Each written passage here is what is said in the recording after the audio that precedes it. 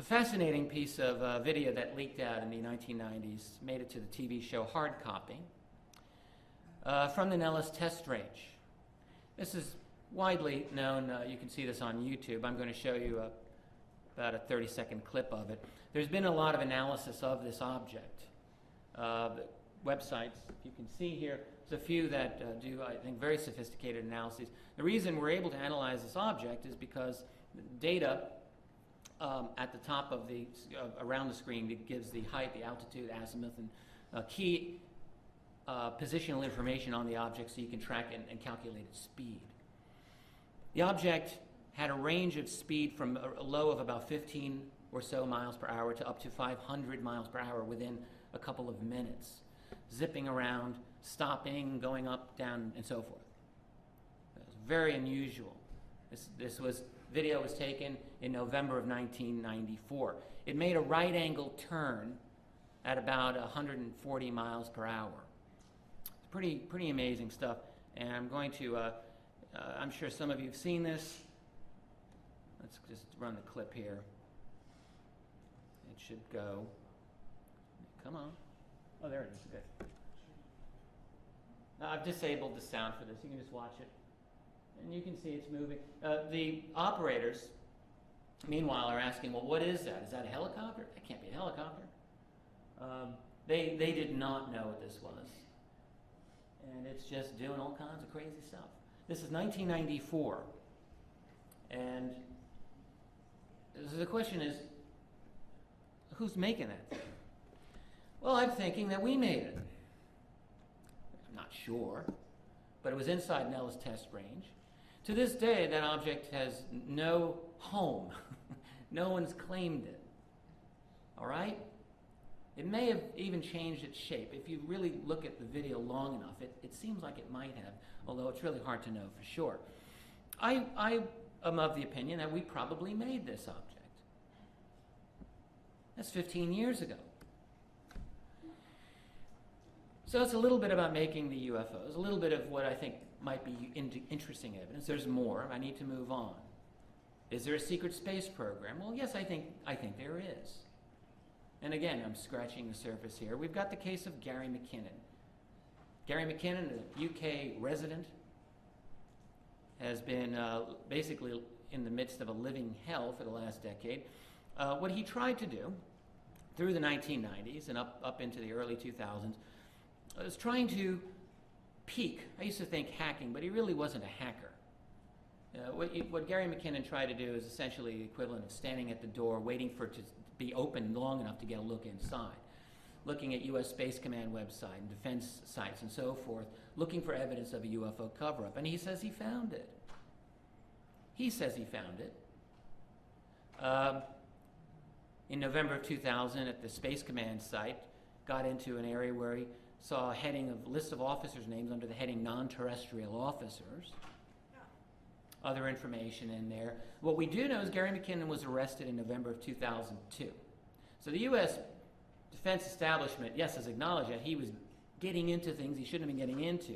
They've been trying to extradite him. This has become a cause célèbre, not just within the UFO research field, but in Britain in general. A lot of the Brits are a little annoyed about the high-handedness of the U.S. government to just take one of their people. So Gary McKinnon's fate is still up in the air. But what I would simply mention are two things about this case. One is when he was first arrested. I mean, if you look at the news coverage at that time, the UFO connection was very prominently discussed. If you look at McKinnon now in any of the mainstream articles that have come out in the last few years, it's almost never even mentioned, except as a little footnote at the back, at the bottom. So what's happened, you see this evolution in media reportage of the case. At the UFO, now he's just known as the greatest Pentagon hacker of all time, which is a load of crap, okay? Gary McKinnon is not anywhere close to the greatest hacker in Pentagon history. But he's described as this, so this is completely unrealistic. He found something that they are not happy about. He's been very consistent about what he's seen. There's no question that there are anomalies that have been recorded many times NASA footage, Russian, European Space Agency, and also Chinese missions now. What these things are, I don't know. They don't, some of them are explainable. I'm going to show you a couple of clips in a moment.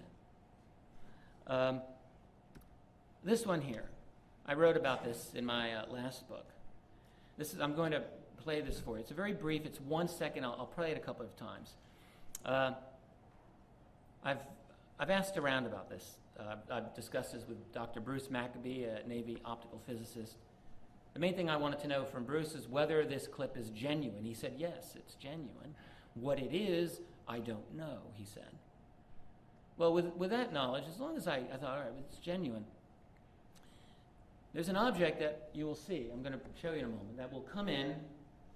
It's going to come into the screen here, and it's going to move off the screen like that. It's a ball. Now, I've looked at this countless times, and I've measured it on my screen. It gets larger. It's moving toward the camera. So it's a second clip. I'll replay it a couple of times. Here it goes. If I can, all right, let's try that again. Here we go. Click. Okay, there it is. I'm going to do it again. And it certainly seems to have depth. And one more time. Need to get a full clip of that. What that? It's a particle beam? Someone flushed the ice crystals out the back, you know. It's interesting. And what I haven't mentioned, of course, is the statements by a number of American and Russian astronauts, Soviet cosmonauts in particular. Many of them, again, during the Glasnost era, were very forthright about some of the objects that they saw that were utterly inexplicable. Now, this is the STS-48 from September 1991. It's quite famous. Possibly everyone in this room has seen it. I wrote about it.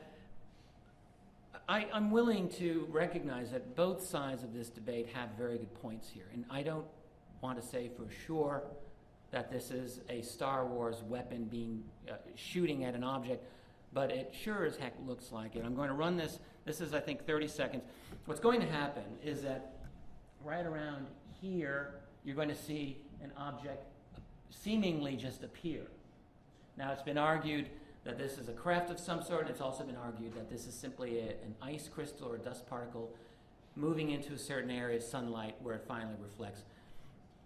You're going to see the firing of the thruster of the shuttle from over here. You will not see the orientation of the Earth change at all. It's been argued that the thruster firing wouldn't be sufficient to do that anyway. You're going to see the object that appears suddenly move off into a different trajectory, and you're going to see another object shoot up, zoom like that. You'll also see some of these other objects moving around here.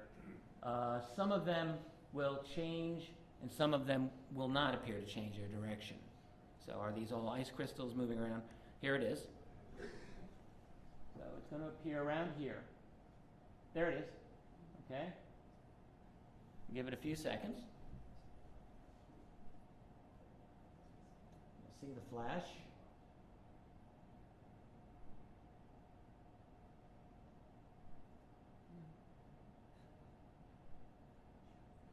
Zoom. There it goes. Is there anybody who hasn't seen this before? A few people. Oh, okay. A few people have not seen it. This is on YouTube. You can just search STS-48, and you will find many, many clips of this, and you'll find many debates about it as well. Some of the remarks people make are pretty stupid, and others are pretty intelligent. So go through it. Now, there's a clip here that I'm about to show you that I think is more compelling to me. This was analyzed by the late Jeff Challender. Jeff was a gentleman who was obsessed by NASA, and he was obsessed by space UFOs. He spent his entire life, his entire adult life, really, collecting video, studying the video, and looking for anomalous phenomena. He died in October of 2007, very suddenly.